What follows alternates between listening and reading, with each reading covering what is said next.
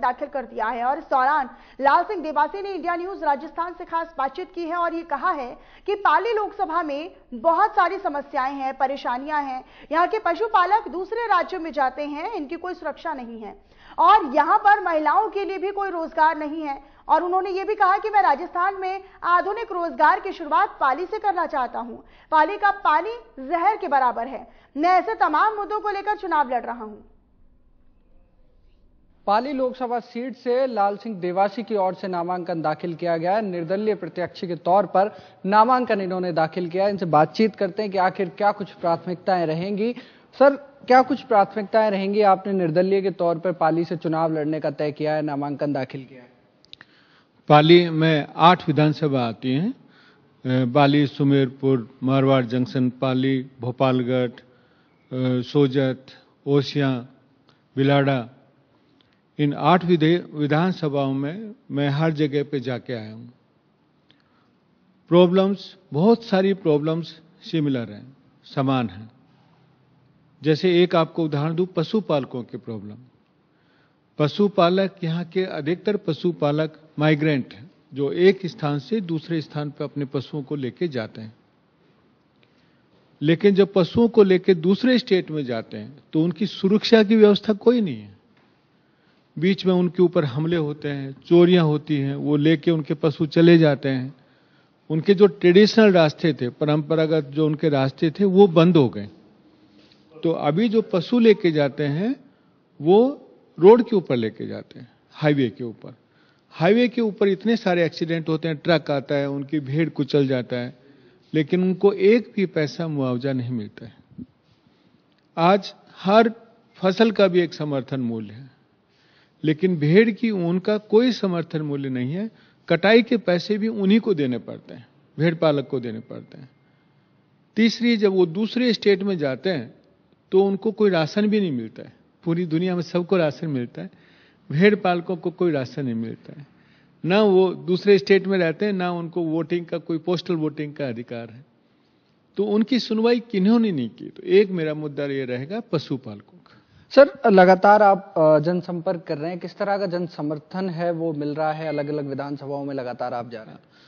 हाँ, 2-3 और मैं मुद्दे बता देता हूँ, फिर मैं आपको बताता हूँ। दूसरा मेरा मुद्दा रहेगा जैसे किसानों का। आज हमारे राजस्थान में और इस एरिया में हम लोग दलहन और तिलहन का, बाजरे का, बाकी उत्पादन करते हैं, लेकिन प्रोसेसिंग इंडस्ट्री नहीं है। वो प्रोसेस होने के लिए दूसरे स्टेट में जाते हैं।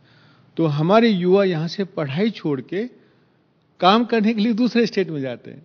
मतलब अनाज भी हमारा, किसान भी हमारा, युवा भी हमारा, लेकिन सारा फायदा दूसरे स्टेट को मिलता है। इसी तरह दूध का उत्पादन, दूध के उत्पादन में राजस्थान का नंबर 1 है, लेकिन दूध का प्रोसेसिंग दूसरे स्टेट में होता है। तो ये रोजगार नहीं मिलता है युवाओं को। तो हमारे युवाओं का पलायन का एक मेन समस्या है। तीसरा, यहाँ पे जो यहाँ की सिचुएशन के बता रहा हूं, और पूरे राजस्थान की भी वही सिचुएशन है। Girls education lowest in India. जब भारत में एक तालिका बनाई जाती है तो उसमें राजस्थान का सबसे नीचे स्थान आता है गर्ल्स के लिए। महिलाओं के लिए रोजगार नहीं है। आपने जो युवाओं का लिए जो भी अपने रोजगार है राजस्थान में, उसमें 2 ही रोजगार मेन है। एक है स्टोन रिलेटेड इंडस्ट्री, जैसे सीमेंट हुआ, दूसरे हुआ। तो ये स्टोन तो खत्म होने वाला है। तो कोई भी यहाँ पे इलेक्ट्रॉनिक्स इंडस्ट्री नहीं है, कोई भी ऑटोमोबाइल्स इंडस्ट्री नहीं है।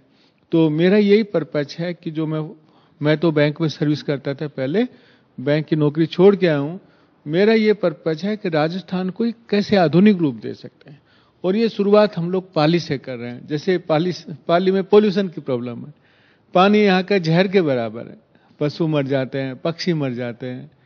इसी तरह लोगों की जैसे दूसरी समस्या, जैसे अभी कोऑपरेटिव, जो आदर्श कोऑपरेटिव सोसाइटी में जो स्कैम हुआ, उससे बहुत सारे लोगों का, आम जनता का पैसा है ना, वो डूब गया।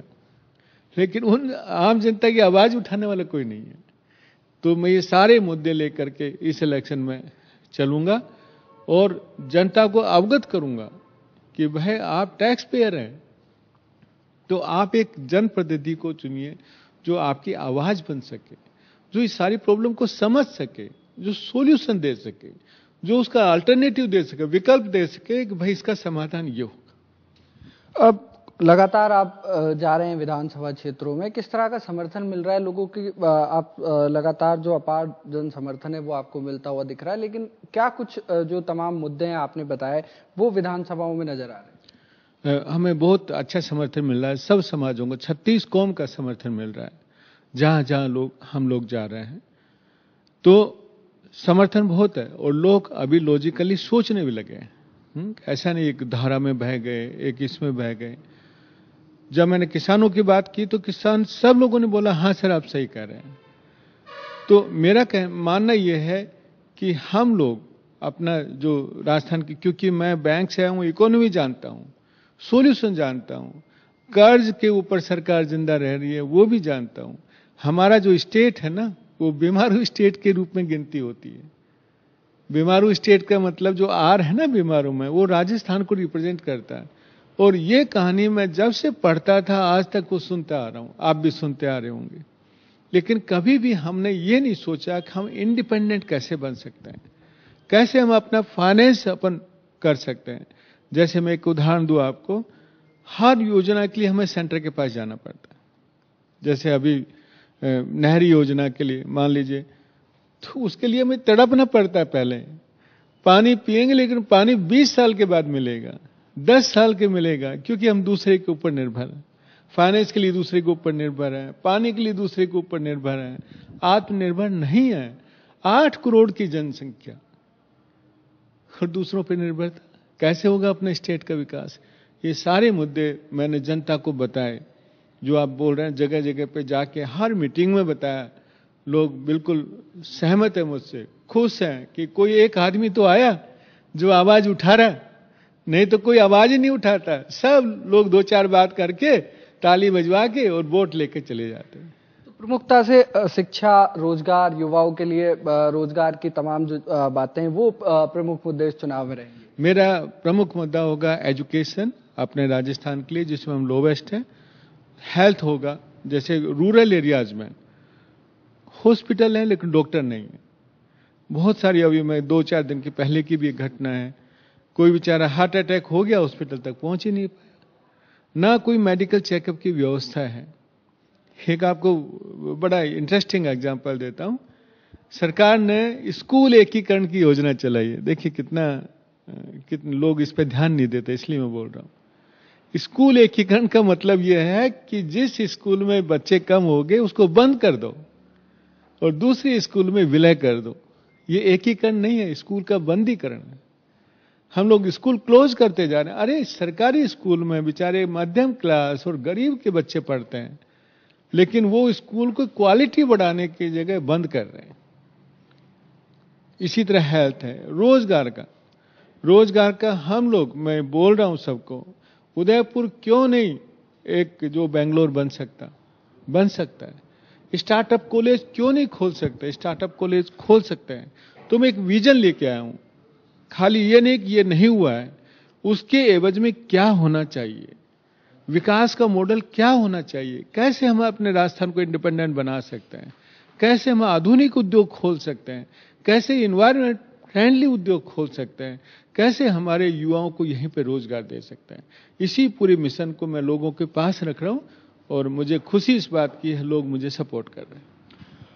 देवासी के नॉमिनेशन भरने के बाद पाली में जो मुकाबला है वो रोचक हो चुका है। कांग्रेस बीजेपी की ओर से उम्मीदवार उतार दिए गए हैं और देवासी के नामांकन भरने के बाद यहां पर राजनीतिक समीकरण बदलते हुए नजर आ रहे हैं। कैमरा पर्सन मनोज के साथ विष्णु।